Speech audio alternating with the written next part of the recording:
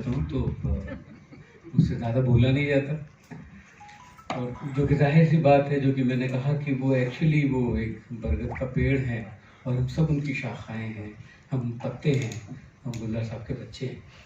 तो अपने बाप के सामने ज़्यादा आप बोल नहीं सकते, फिर भी मैं थोड़ा सा कोशिश करूँगा कि जो मेरी बातें हैं, ये यतीन्द्र जी की जो किताब है, मैं इससे जुड़ा हुआ हूँ काफ़ी सालों से, यतीन्द्र जी से बात हो रही है।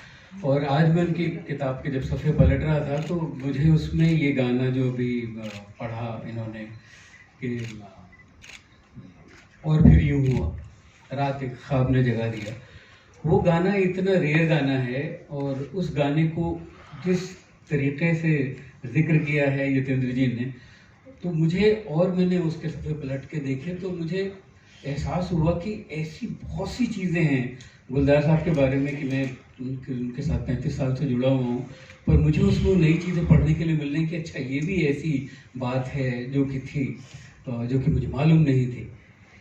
और जैसे एक रिडल है मेरे लिए कि मैं अब हर चीज़ में, ज़िंदगी में हर चीज़ को इस नज़रिए से देखता हूँ कि अगर गुलजार साहब देखते तो कैसा देखते, या अगर वो सोचते तो उसके बारे में क्या सोचते। तो जैसे कि मैं अब उस उम्र में हूँ जिस उम्र में वो तब थे जब मैं उनसे पहली बार मिला था। मैं अब उस उम्र में हूँ जिस उम्र में वो तब थे जब उनसे पहली बार मिला था। मेरी आज वो एज है जब 90 में मैं गुलजार साहब से मिला था। वो तब भी उतने मैच्योर लगते थे, वो तब भी उतने समझदार लगते थे, और मैं आज भी, मुझे लगता है कि मैं तो इस उम्र में इतना बेवकूफ़ हूँ। तो हर चीज़ को उनके नज़रिए से देखना। और एक गुलजार साहब के पास एक एक आसमानी शक्ति है, ये आप लोगों को एक सीक्रेट नहीं पता, एक चमत्कारी कुछ चीज़ है उनके पास। और उसके मैं 2 एग्जाम्पल आपको बताता हूँ। एक तो ये कि जब मैं माचिस का म्यूज़िक कर रहा था तो मैं बहुत इन्वॉल्व था उसमें, स्क्रिप्ट लेवल से लेके उसके एग्जीक्यूशन तक, और बाद में बैकग्राउंड स्कोर, क्योंकि और मैं कुछ कर भी नहीं रहा था, वही मेरी ज़िंदगी का मकसद था, मेरे पास मौका था, मेरे पास वो चांस था। तो उस दौरान गुलजार साहब ने एक बार एक बात कही कि तुम 5 साल बाद फिल्म डायरेक्टर हो गए, जो कि मुझे लगा कि मैं ना मेरा कोई शौक था डायरेक्शन में जाने का, ना मेरा कोई ऐसा मकसद था कि मैं डायरेक्टर बनूं। पर वो बात उन्होंने ऐसे ट्रेडिशन की तरह बोली, और जो कि सच हो गई। एक्चुअली 5 साल बाद मैं फिल्म डायरेक्टर बन गया, और मुझे मालूम नहीं कि उन्होंने वो कैसे उस चीज़ को महसूस किया था। मुझे बोस्की ने कई बार बताया है कि अगर उसकी सेट पे बारिश हो रही है तो वो गुलजार साहब को बोलते कि आप बारिश रुकवा सकते हैं क्या। तो गुलजार साहब बोलते कि अभी थोड़ा सा वक्त लगेगा, शायद 10-15 मिनट और वेट कर लो तुम, और बारिश रुक जाएगी। क्या बात है। तो ये गुलजार साहब हैं। और उनकी शायरी में तो खैर अभी शीन काफ निज़ाम सामने इतना खूबसूरत बोला है कि मैं क्या कहूँ उसमें। पर एक वक्त हुआ करता था कि जब मुझे उनकी शायरी पूरी याद थी, पूरी किताब। एक बूंद चांद आपके यहाँ से प्रकाशित नहीं, तो एक बूंद चांद जब मैंने पहली बार खरीदी थी तो मुझे एक एक नज्म, आप मुझे एक लफ्ज़ बोल दें और मैं पूरी नज्म सुना देता था। और उनकी शायरी में वो जादू है। और एक कमाल का है कि जैसे निज़ाम साहब ने बोला कि आप अल्फाज से पहचान लेंगे कि गुलजार साहब का कौन सा गाना है। मैं कहता हूँ कि वो गाने का मूड से आप पहचान लेंगे। कोई भी कंपोज़र हो, आप देखिए, वो चाहे मैं हूँ, चाहे ए.आर. रहमान हो, चाहे शंकर एहसान लॉय हो, चाहे अनु मलिक हो, आप ए अजनबी उनका गाना उठाइए तो गुलजार साहब का मूड, गुलजार साहब के गाने का मूड लगेगा। आसमां के पार शायद और कोई आसमां होगा, शंकर एहसान, लगता है कि वो गुलजार साहब का गाना है। नाम अदा लिखना है शांतनु मोहित्रा का, अनु मलिक का रोशनी से भरे भरे भरे भरे नैना तेरे।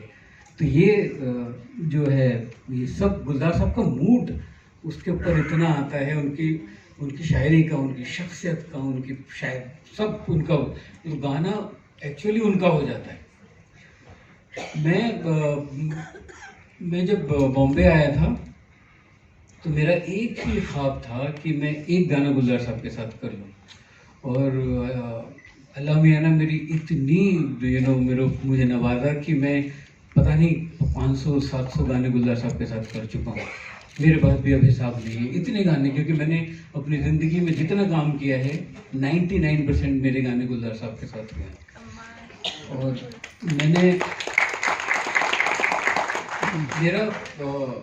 मेरे फादर पोएट थे, तो घर में शायरी का माहौल था, फिल्मी गानों के बारे में बात होती थी, तो तोहे चांद लागे तोहे राहु लागे बैरी तो बात होती ही थी। जो मेरा राब्ता जो बना गुलजार साहब के साथ, उनके गानों के साथ, जिससे कि मेरे ख्वाब हुआ कि मैं जब बॉम्बे जाऊं तो मेरा एक गाना गुलजार साहब के साथ हो जाए। वो जब मैंने पहली बार उनके जो एक्सप्रेशंस थे, क्योंकि मुझे लगता है कि गुलजार साहब के बिना हिंदी फिल्म ये का म्यूज़िक ये होता ही नहीं जो हुआ है। जिस तरह की इमेजेस जो शायरी से जो खूब इमेजेस आई हैं, और इतनी जो कि कॉमन, जैसे दिन खाली खाली बर्तन है और रात है जैसे अंधा कुआं, इन सूनी अंधेरी आंखों में आंसू की जगह आता है धुआं, जीने की वजह तो कोई नहीं मरने का बहाना ढूंढता है। उसके अलावा एक जो बहुत ही खूबसूरत था कि लोगों के घर में रहता हूँ कब अपना कोई घर होगा, उसमें एक एक्सप्रेशन है अंतरे में, जिसने मुझे उस वक्त हिला दिया था। और उस दिन मेरा ऐद था अपने साथ कि मैं जाऊंगा गुलजार साहब के साथ काम करूंगा। वो था, इच्छाओं के भीगे चाबुक चुपके चुपके सहता हूँ, इच्छाओं के भीगे चाबुक चुपके चुपके सहता हूँ, दूजे के घर यूं लगता है मौजे पहने रहता हूँ। इच्छाओं के भीगे चाबुक चुपके चुपके सहता हूँ, दूजे के घर यूं लगता है मौजे पहने रहता हूँ, नंगे पाँव आंगन में कब बैठूंगा कब घर होगा, औरों के घर में रहता हूँ कब अपना कोई घर होगा।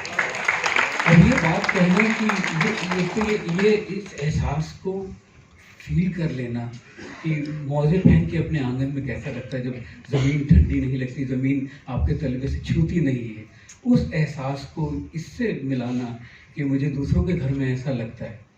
और एक बात उस आखिरी में जो हमेशा एक सबकॉन्शियस में चलती रहती है कि सिर्फ एहसास है ये, रूह से महसूस करो, प्यार को प्यार ही रहने दो, कोई ना। Thank you.